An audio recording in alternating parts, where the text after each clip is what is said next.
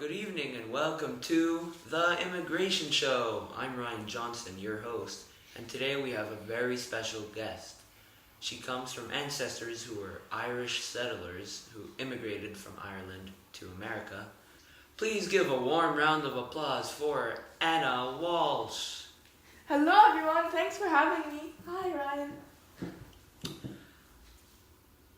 How are you today, Anna? Are you nervous to be on the show? I'm good. No, I'm not nervous at all. Everything's good. Really glad to be here, and I'm really happy to be on television to explain what happened to my family and the brutal journey that my family had to go through to come here to America. Well, good. Let's just jump right into the questions I'm about to ask you.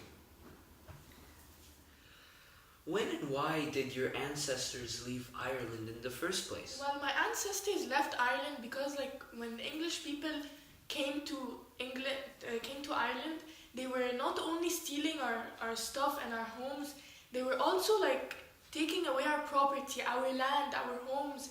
They were searching our homes without any reason, and they even killed my great-great-grandmother, and she was so innocent. And my father always told me stories about her, and she seemed so innocent. So the English and the Irish got into this huge civil war that just drove my grandfather even further away from the country, and he kind of lost his love for the country and his love for the place.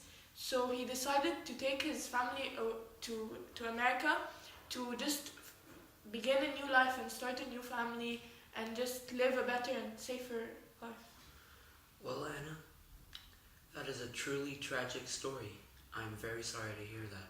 Well, my next question for you is, how did your family get to America?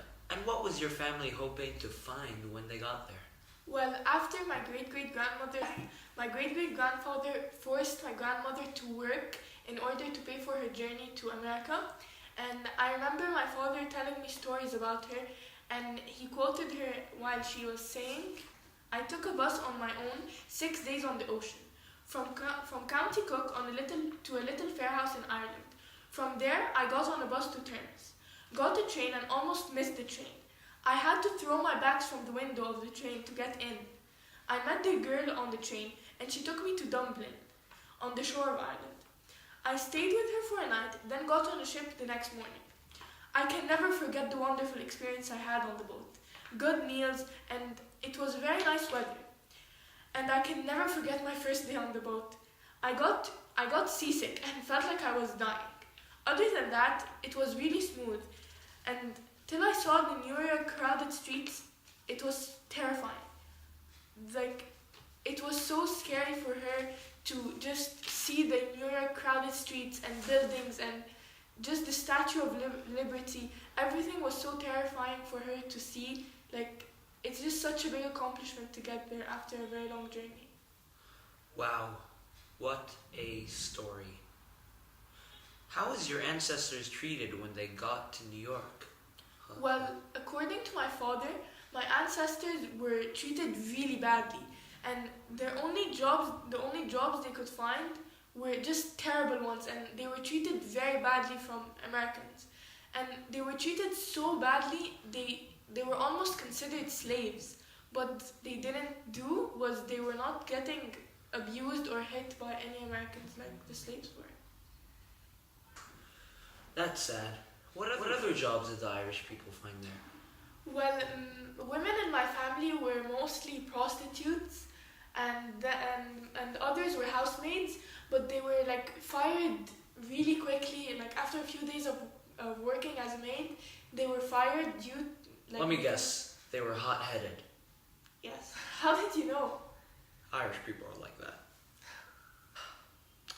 That must have been very harsh on them, especially the prostitution though.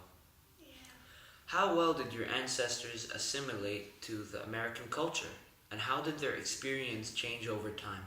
Well, my ancestors at the beginning, when they first arrived to New York, they were not used to seeing the skyscrapers and the really tall and high buildings. So they were really shocked and surprised at the beginning, especially because they had to adapt to this, as time passed by, they adapted and they started finding better jobs and better opportunities, and they were happier, and like after many years passed, they were able to adapt to the American cultures really well. Well, thank you, Anna. Thank you. That's all for tonight, folks.